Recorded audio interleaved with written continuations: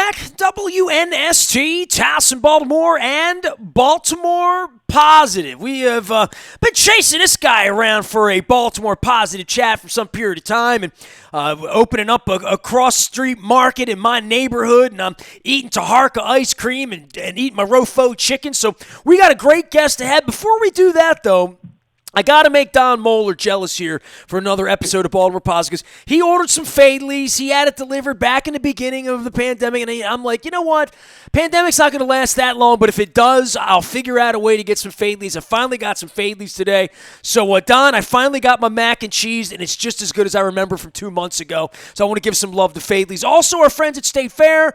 I know Don's down the street there. I think he's sneaking out some State Fair and not telling me about it. He put that out on the internet. He'll know I'm not getting any of it, but shrimp and grits, stop by, get some chicken wings to go.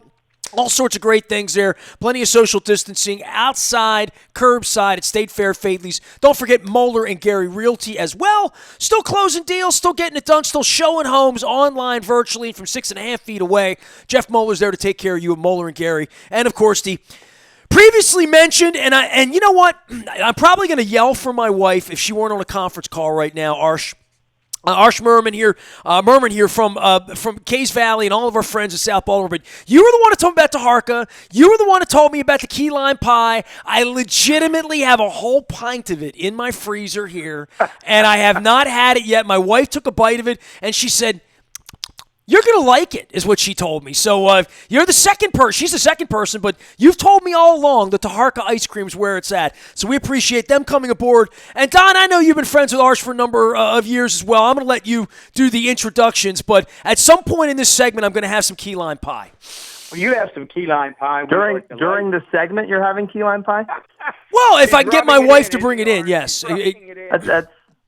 That's rude. No, well, she can have some too. It's only rude because I don't have any right now. Oh, okay. We do welcome Arsh Mirmiran from Cays Valley Partners. Cays Valley doing great things around the region, and what an important time, really, to talk to someone like Arsh, because they're trying to keep everything moving forward in these unprecedented times. Arsh, welcome to Baltimore Positive, and I am sure that when you were putting the finishing touches on Cross Street Market, pandemic plan wasn't near the front of your list, was it? No, I gotta tell you, we try to cover most possibilities, but we had not thought about this one at all. It caught everyone by surprise, and we've been doing our best trying to manage around it and trying to keep our tenants afloat and trying to get them in the best position possible to reopen and be successful moving forward once the restrictions are lifted.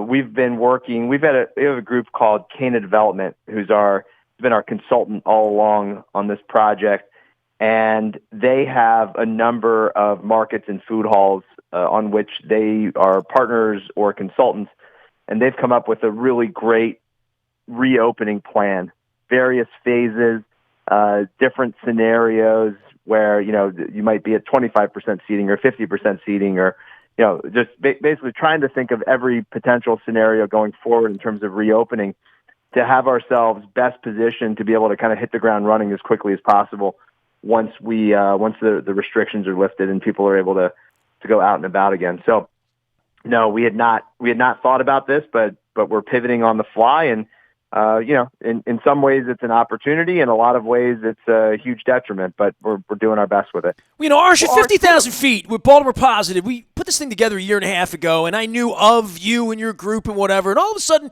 you're in my neighborhood, right? I live in Federal Hill. My wife and I use Cross Street Market. We've always thought, what if it were this? What if it were that? What if it were like a Whole Foods? What if it were like the place we saw somewhere else, or a place we saw in New York, or a place we saw in Europe, And we said, what would ever happen to that? And I think to myself, who are these people that come into communities and do these projects? When I see them in other places, I'm like, where'd the money come from? Where'd the elbow grease come from? Who had the passion to do this? And look isn't this wonderful? And we see this in all these other places, which is the reason I birthed this, right? And then you and I come into pass, and I really tip my cap to County Executive Don Moeller. I always call him Don or D.I. or my friend or my former guidance counselor in 1982. But the County Executive, took me under 18 months ago and said, I'll let you talk to all these people. Let's talk to these people. Let's talk about everything that's going on in Baltimore. And one of the things we all wish for is for our neighborhood, wherever our neighborhood is, to have these cornerstone awesome things like schools and police and post office and all this stuff. And you've tried to do this in the neighborhood in over a year and a half. You and I have met online, talked offline, had a coffee, had an ice cream, joked about key lime pie and whatever. And the whole thing is we're gonna get it there. We're gonna open it, and then it's gonna be ready. And then it's gonna be ready. My wife and I start shopping there. And then it's, hey, let's get you on the show. Well, it's not really ready yet. I want to get the whole thing ready. And then COVID hits. It feels like it's an ongoing thing, but it's always sort of pushing the boulder uphill. But I do feel like we're gonna get there. It's there. I walk by it. I know I'm gonna go in there and buy produce. I know I'm gonna get coffee in there. I know Alex is gonna get the raw bar and all the other cool stuff on the other end of it. But it does feel like we're going to have a hell of a celebration when this is all over with and we fix everything, right? Yeah, I mean, so Alex was supposed to open nowish, and so we would have been basically at 100% complete. And obviously, this hit, and there's a bit of a delay there. Alex he's got his permits and he's ready to go. I mean, our expectation is he's probably going to start next month, and should be. It's a very extensive build. He redesigned the roof deck, took it through design review, actually made it even better than it was initially. I think it's a really, really cool design now. Not that it wasn't initially, but I think it's over the top cool now. It's stunning. It really, when you look at it, it looks like things I see in other places, quite frankly, right? It really does. No, that's right. That's right. And it's uniquely Baltimore in that it's going to be a crab house and a seafood restaurant. And I mean, look, it's called Watershed, right? So the idea is that it's from the Chesapeake Bay watershed, and it's very, very uniquely Baltimore. But you're right, you do see places that are kind of over the top sexy, if you will, in other towns, and there are only a limited number of places in Baltimore that we have stuff like that. So I think it's going to be a really nice addition. Once Alex is done with his space, we'll be, and hopefully at that point we'll be coming out of this, and we'll be, by next summer we'll be at full strength. We were hoping that was going to be by this summer, and we've gotten a little bit of a delay, but we'll get there. I mean, there are bigger issues in the world right now than the market not being 100% done. So we fully recognize where we fit into the big picture, but we're also very eager to get the project completely finished and have it be an amenity for South Baltimore and for all of Baltimore. Well, it's in my neighborhood. It's my hub. It's a place I want to see be as awesome as the pictures look. And I think through all of this patience, we're going to be up there having a beer at some point, and this is all going to be behind us. But in the middle of it, it's up to leadership to come together, right, Don? Yeah, and I'm thinking, Nestor, what we need to do for those folks listening in their cars, listening at home, is we have Arsh here. Arsh, paint us a picture, because people probably have an image in their mind of Cross Street Market. They're in Baltimore County, Anne Arundel County, Harford County, Carroll County, you name it. If they're out there and around, they say, I've heard of Cross Street, and I'm familiar with these old Baltimore markets. Tell folks a little bit about, give them a real specific idea of where it is and why, when we come out of this pandemic, they should come on down. Give them a sense of what's there, Arsh, because you guys have done. We'll start with really the Royal Farms chicken. Start with the Royal Farms chicken. I mean, so Don, good question. I think the great thing is a lot of people have been to the market over the years. It obviously looks and feels a little bit different than it has in a long time. But I know when it was first reopened, it had an active vibe, and even until the time we took it over, at times it had an active vibe. But most of the time, it was one of the former merchants made the comment to me, sent me an email, said, "Please hurry up. It's 12:30 at peak lunchtime, and you could shoot a cannon off in here and not hit anyone." So right. That's really why we took the project on. And Nestor, I think you know this, but I mean, so I used to live in the neighborhood. When I first moved back to Baltimore, I lived up on the 600 block of South Charles Street in one of those walk-up condos right behind where you live. And then when I left for business school and then came back, and I lived over on the west side for a few years in a project called the Redwood, which the company that I worked for right out of business school, A&R Development, developed and owns. And so I lived there for a while, and then I ended up moving. My now wife and I moved to Federal Hill. I used to live a block away from the market, and Federal Hill's been where where I hung out. That's Baltimore to you, right? Literally, 20s right? and 30s. Yeah, that's Baltimore to you. That's home, right? Literally. Yeah, no, I mean that's so Federal Hill. It wasn't like I'm going to parachute into Federal Hill and do this thing. This was I lived in the neighborhood. I hung out in the neighborhood.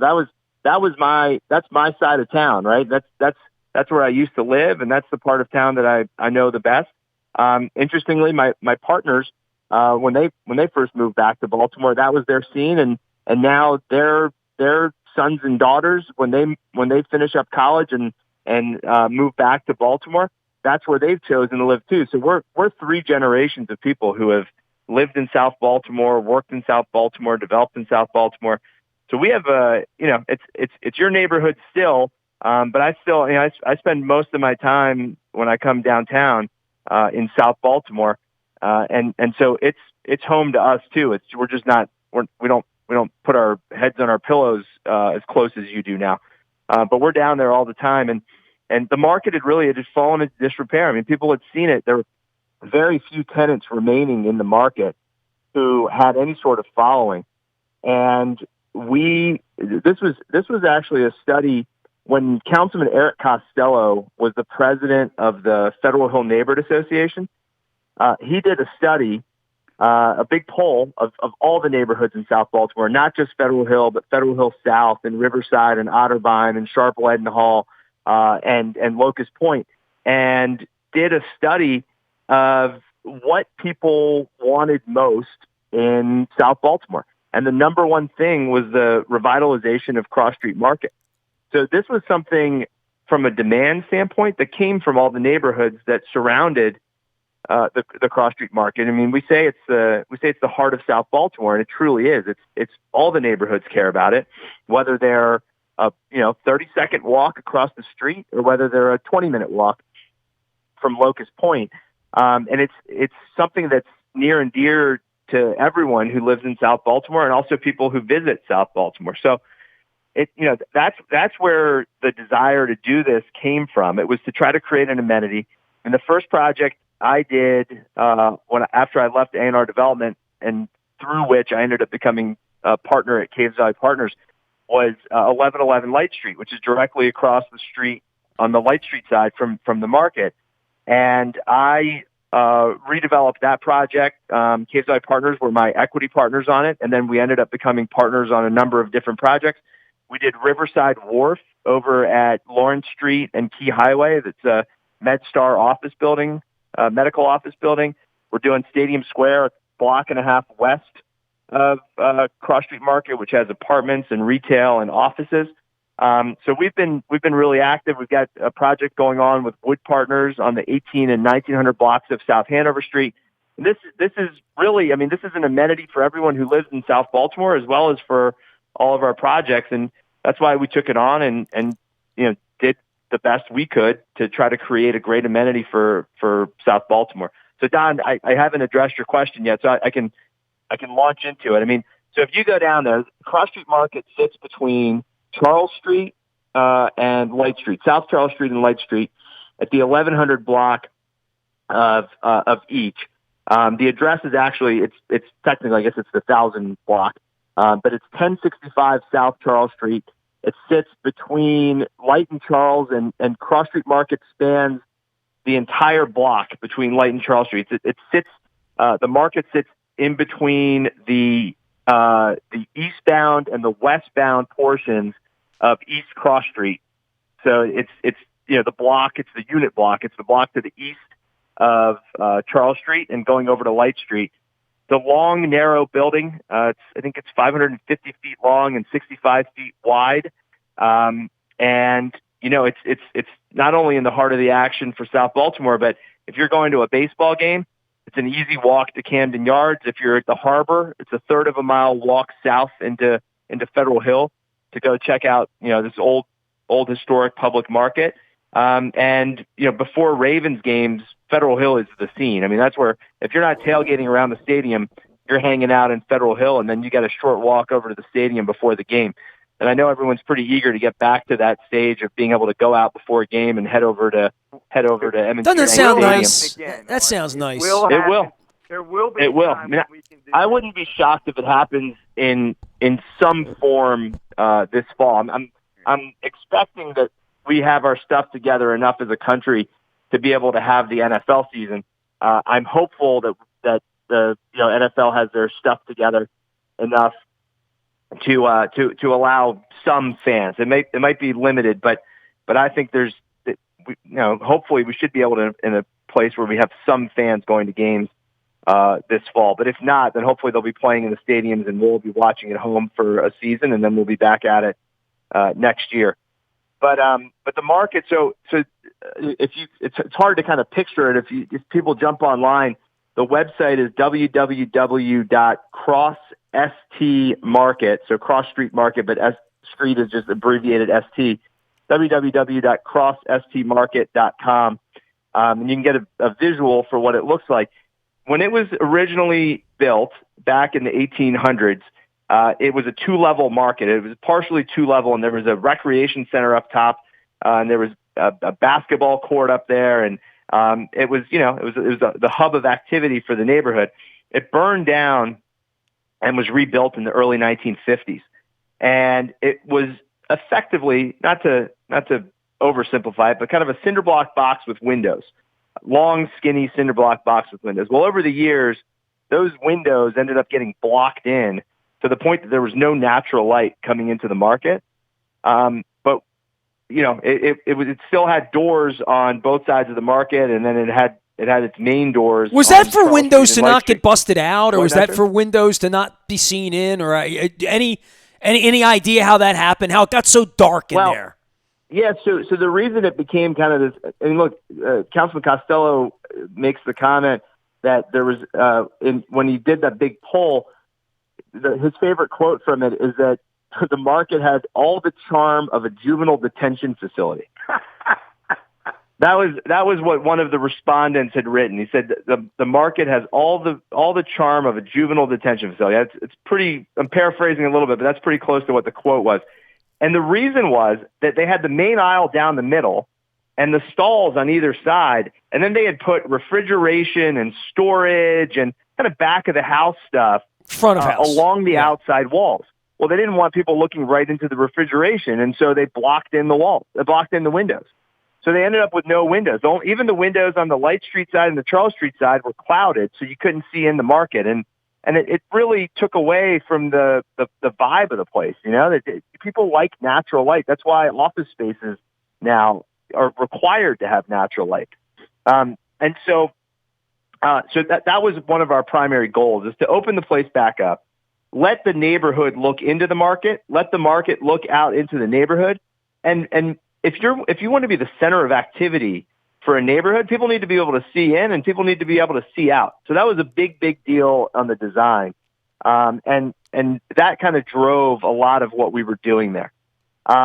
So now when you go there, there were very few common seating areas in the previous iteration. We now have a whole lot of spaces throughout the market with plenty of natural light coming out. You can look out and see the street scene in Federal Hill. People can look in and see the hustle and bustle inside the market. We still have the center aisle configuration. So as you walk down the market, you see all the different tenants on either side. Toward the center of the market, there's a craft beer bar that's called Cans. You can get beer in cans there. You can get beer on draft there. You can get beer to go. They're selling beer to go now. And it's my favorite kind. It always tastes best that way, doesn't it? Yeah, that's right. And then you can also get draft beer to go, and that's where they got the name Cans. Is as they used to have these growlers, the glass bottles that they'd fill up and seal for you to take. They've now perfected the technology, or at least improved the technology. They do it in aluminum cans, so you can get beer to go, and it'll taste perfectly fresh at home. But it's draft beer to go. And so they have that. There's a cocktail bar and wine bar that's called Old Line. That's right on the other side. These are toward the center of the market.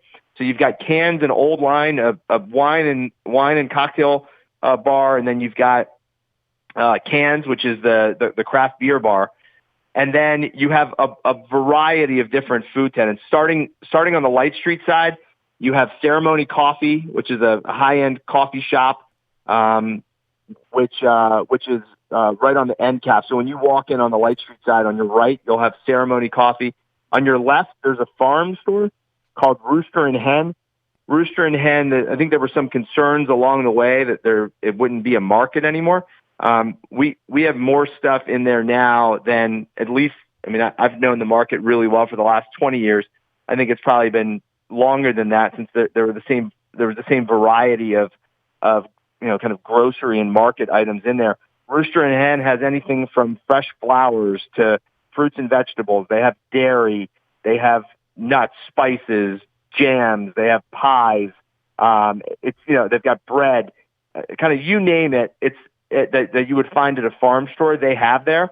And then we'll also, so those are both on the Light Street side. As you walk down, you've got Fenwick Meats on your right, which is the butcher, Henry Reisinger, who's the brother of Councilman Ed Reisinger. Henry has been the longtime butcher in Cross Street Market. He remains. He's been doing great business throughout the shutdown.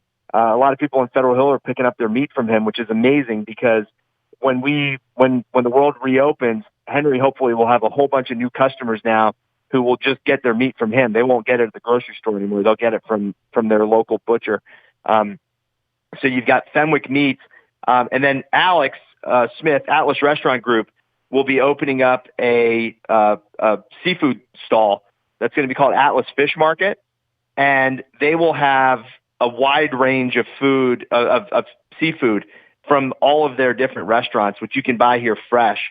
Well, it's like sushi grade tuna stuff, right? Like really, really nice stuff, right? Yeah, so all the sushi grade fish that you get at Azumi, you can buy it here, and you'll get a slab of tuna and take it home and have super fresh sushi on your roof deck in Federal Hill, or in your back patio in Lutherville.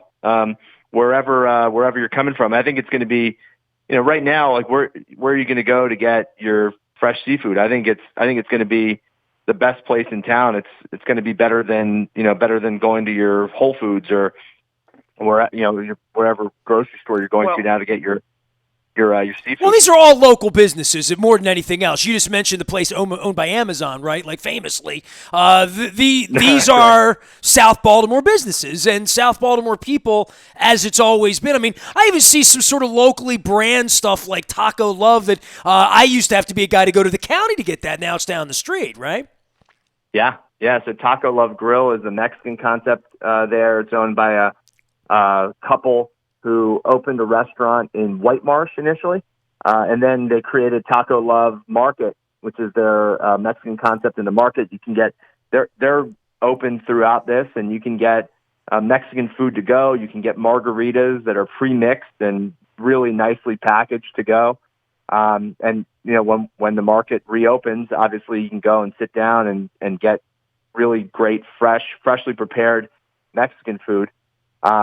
They're toward the Charles Street side, so they're west of the center of the market, down toward where Atlas is, along with Southside Burger Bar, which if you ever go down, I know you do, Nestor, but if others go to Southside Diner in the Southside Shopping Center over in Locust Point, the team from Southside Diner has created Southside Burger Bar, which is kind of a no frills burger, hot dog, and chicken wing concept that's inside the market. That's down on the same side as where Atlas is going to go.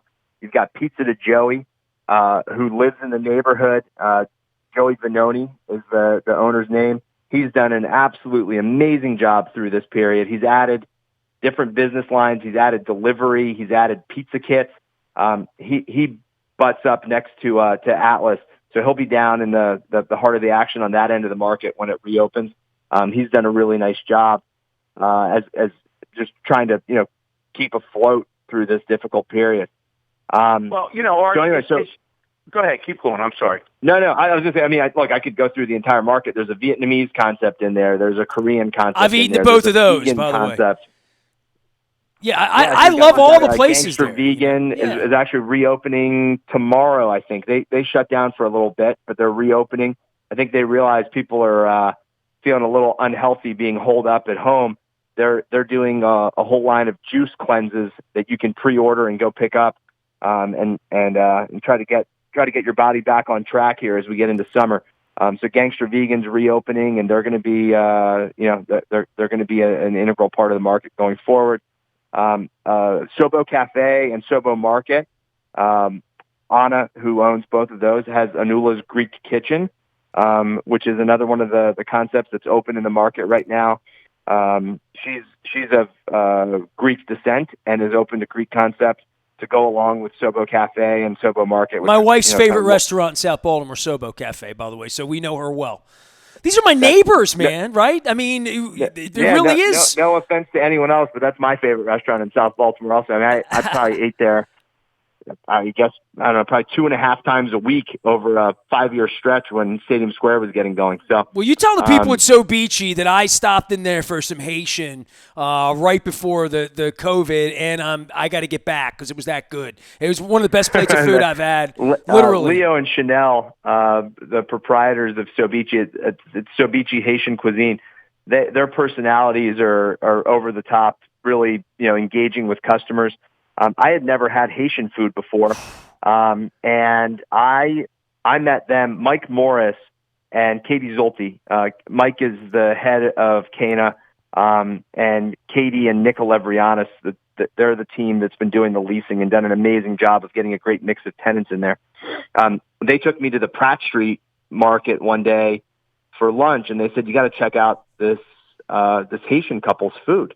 And I said, "I'm there." So I met them down there and had their food, and I was like, we've got to get them in there. I mean, it's so incredibly unique. It's Baltimore's only Haitian restaurant, and their food is absolutely fantastic. They've got fresh juices also, including some where they'll add rum and make it a little bit more fun. So anyway, so they're in there. I'm trying to think of who I've missed. Well, of course, I mean, you said it at the outset, Royal Farms, and I think there were, when we announced that Royal Farms was going to go in there, I think it raised a couple of eyebrows. People thought we were putting a convenience store in Cross Street Market. We thought about it. My partner Arthur actually had the idea. He said, "Listen, if we're trying to put a chicken place in here, what's more Baltimore than Royal Farms?" Right. And I said, "You're right." I said, it's synonymous with fried chicken. And I said, it was reviewed favorably in Food and Wine magazine. It's not like it's just like a local thing. It's world famous. It says so right on the box. Internationally, I'd recognize that they have this great fried chicken. And so we went to John Kemp, the owner of Royal Farms, and said, "Hey, what would you think about putting a chicken stall in there?" And he said, "I like the idea." And he did kind of this retro feeling chicken stall where he's got the same great chicken and sides that he has in his Royal Farm stores. But it's a chicken only place. And I joke, my hope is 5 years from now, people will say, "Oh yeah, they've got a wide distribution at their convenience stores." But it feels like it started in Cross Street Market, right? It feels it's so good and so unique that it feels like it was something that might have started in a market and then grown out distribution wise. But we all know that's the opposite, that it came into the market after already being successful outside the market. So, well, when you describe this entire market, and this is certainly where Nestor and I have been with Baltimore Positive from day one. I mean, literally, I can't wait when you describe this to get the Ollie in free, right? Like when we were little kids and we can all go out again and rush down there, whether it's to get the Haitian food or whether it's to make a visit to Alex Smith and the Atlas Group and what they're putting out there, the pizza place that you name it, you're right down the list. And one of our pitches is to everybody that's listening. We know folks listen all around the region, not just in Baltimore City, is to say that if you're in the Baltimore County or Anne Arundel County or Harrod County, you name it, Hartford, right on down the line, Carroll, make plans to get back to Baltimore City as soon as we can start moving around again, because there are great things happening in this city. And I want to circle back with you, Arsh, in the little time that we have. And we're with Arsh Mirmiran, one of the partners of Caves Valley Partners, doing major investments, believing in Baltimore City. And that's the point I want to talk about. You started to talk about some of your projects in the city, Arsh. And what I say to that is, you guys aren't playing with monopoly money. You're putting real dollars and taking real risk to invest in Baltimore City. So what is it about this city that has its share of challenges that makes Caves Valley Partners believe that it has a bright future and makes you guys continue to be willing to put up millions of dollars in projects? Look, Don, so we all grew up here. The partnership, everyone grew up here, and people left for various lengths of time and went off to college and worked in other cities and then came back to Baltimore. So we're committed to our hometown, and we actually made a strategic decision, I don't know how many years ago, 6 or 7 years ago, that we were going to focus on Baltimore City, Baltimore County. Not that we wouldn't do things outside of Baltimore City, Baltimore County, but that we were gonna focus highly on doing projects in our own backyard. You can drive by your project all the time. You can get there. You have the lay of the land, if you will. So a big part of it is that we all grew up here. We all love the city. We love the city. We love the county. We love the region. And we want to make it better. And that was a concerted effort and a strategic decision that we made several years ago, and we stuck to it. I mean, I say, despite all its challenges, and we went, my wife and I and our daughters went down to Federal Hill to watch the flyover of the Blue Angels, I don't know, three or 4 weeks ago. Everyone was very well behaved and outside, not just our group, but everyone who was out and about that day was very well behaved, keeping distance, being safe, but enjoying Baltimore. And we stood on Federal Hill, and my friend who we were with, he said, look at this town. And you stand there on Federal Hill and you look at Baltimore, and honestly, there is no reason whatsoever that we should not be a top 15 U.S. city. It's actually ludicrous that we're not a top 15 U.S. city. We have so much going for us. And we've never achieved our potential. We're trying to do our part to help us achieve our potential. There are many other developers and business people who are doing their part in trying to help us achieve our potential. So we continue to believe that the city will get there. We would love for it to get there faster, right? It would be better for everyone from top to bottom in Baltimore for us to be able to get there faster and get there better. We just, we need leadership to push us in that direction. And we're hopeful that'll happen in the coming years, that we'll get to our potential. Well, Arsh, I was going to say, I was going to go to my mailbox. The ballots are out this week, right? Like, I haven't gotten mine yet, but I'll get it. This is the time, right? You talk about leadership.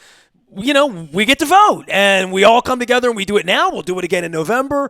That the conversation, at least, and Don would tell you privately and publicly that the last 18 months we sort of evaluate what we're doing around here and saying, where are we? Don, you would agree that in the last couple of months, especially during COVID, I think the voices have been louder for all these people who want to be mayor, that at least through all of these Zoom conferences and their time with us on Baltimore Positive and whatever they're doing on TV and the Sun and whatever, there is, both of you would agree, right, that there is a conversation going on right now, that we are having some of the tough talk that we maybe have pushed under the carpet in previous administrations, during previous times. Times are too good. Let's not talk about that. Things are okay. We're all of agreement that there has been a conversation at least, right? Oh, I think there's, and Arsh can weigh in on this. We recently chatted with Mark Steiner. There are going to be a couple of episodes up with Mark. We talked about really big ideas and vision for the city. And Nestor, I think you absolutely are correct, is that I love it.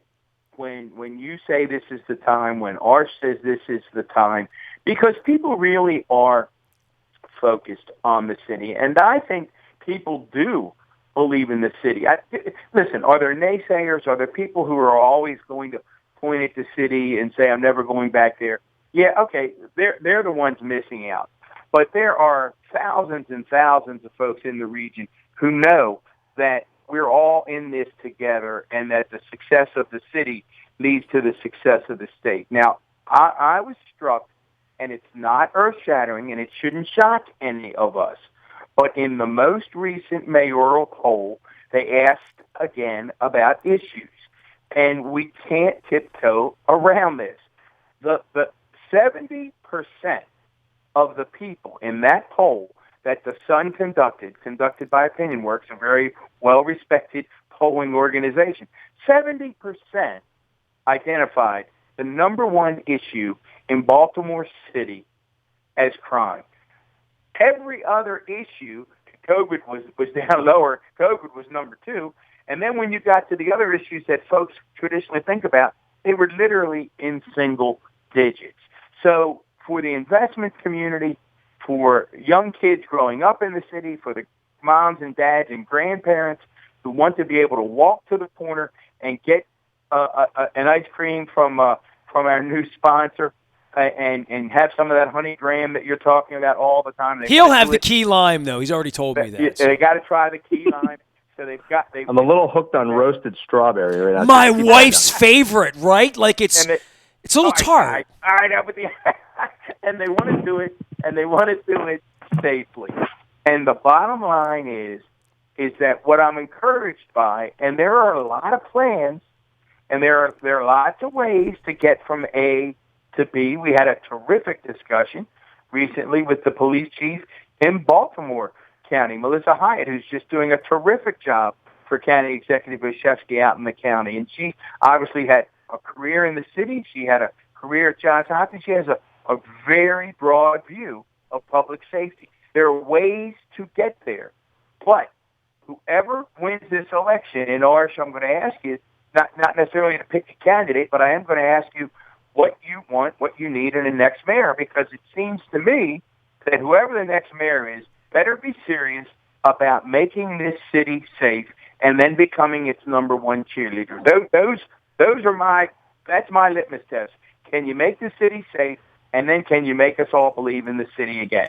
That's my two things. What are yours, Arsh? I mean, look. So I had this discussion. I'm good friends with Pastor Alvin Gwynn Jr., who runs Leadenhall Baptist Church. We worked with them as we were doing our Stadium Square project to build a new community center in Sharp Leadenhall to provide job training opportunities and to provide food for those who need it at various times and to provide after-school programs and so forth. Pastor Gwynn used to be a Baltimore City police officer. And we had this conversation. Now it's gone back almost 5 years since Freddie Gray. And he made the comment that the sort of the rioting at the time and the murders and so forth are not, they're a symptom of the real problem, right? They're a symptom of the fact that there's a lack of opportunity, there's a lack of education, there's a lack of job training for people in many of the communities throughout Baltimore, and that they manifest themselves in the form of crime and riots and murders and drug activity and so forth. That's the symptom. My counter to Pastor Gwynn, and he agreed, is if you have an illness, you don't just treat the illness, you treat the illness and the symptoms, right? So there's this notion of like, policing is inherently racist or classist, right? Depending on kind of where you are. Baltimore, it's viewed as racist because unfortunately, in all honesty, Arsh, we got to say, because in all honesty, and many times it was, right? Agreed, 100%. It's incontrovertible. If anyone suggests otherwise, they're right. fooling themselves, right? It's super clear cut. But I think if you ask good people living in West Baltimore, and that's the majority of them, And if you ask good people living in East Baltimore, and that's the majority of them, the great majority of them, they would say that effective policing is something they want more than the person sitting in Mount Washington or in Federal Hill. Without a doubt. Right? They're affected so the key is effective, thoughtful, fair policing. Not policing. Not saying the police are bad. No, make sure that the police are doing their job, doing it right, doing it ethically. But you have to police. You have to treat the symptom, and you have to treat the disease. The disease cannot be fixed overnight. The disease needs to be addressed overnight. They need, whoever is the next mayor, and if it's the current mayor, then great, need to address the opportunity issues that there are, and need to really focus on education and focus on job training and focus on opportunity. And it's interesting, when Mary Miller first announced that she was running, her platform was all about opportunity for people in all walks of life, right? And I thought that was very, very compelling which was her initial messaging. And I, in my opinion, the number one issue is opportunity. And that everyone in Baltimore, from the richest person to the poorest person, from the whitest person to the blackest person to the brownest person, you name it, if everyone has opportunity, that's what this country's all about. That's what the city should be all about. Everyone should have a chance. That's how it works. If everyone doesn't have a chance, you end up with the problems that we have. Why are there so many murders? There are a bunch of. I mean, look, I don't want to celebrate drug dealing as a profession, but if you gave me the opportunity with someone who's a really successful drug dealer, and you said, would you hire this person to do whatever work for you if he would guarantee that he would never, deal drugs or get involved in violence again? Probably, right? That guy's probably a really good entrepreneur. He's probably really smart. He's probably really driven. He didn't have the opportunity to go become a blank, a real estate developer, an attorney, a doctor. So he's doing the best with what he has. And that's the issue in my mind. But all that said, I'm a big proponent of policing. I'm a big proponent of cutting down crime, getting the murder rate down. I mean, there's this notion of like, well, the murder's isolated, so it's okay. It's not okay. To me, it's not okay. It's not just a perception issue. It may not be a reality issue for most people. It was for T.J. Smith, right? I mean, T.J. Smith has lived this. And so is Jack, by the way. All over the city have lived this. Absolutely. Right. Well, hey. Right. No. One death is one too many. And the fact that you're referencing policing done the right way, I think the term that Governor O'Malley used, that Commissioner Harrison uses, is constitutional policing. That we need policing, we need trust in the communities.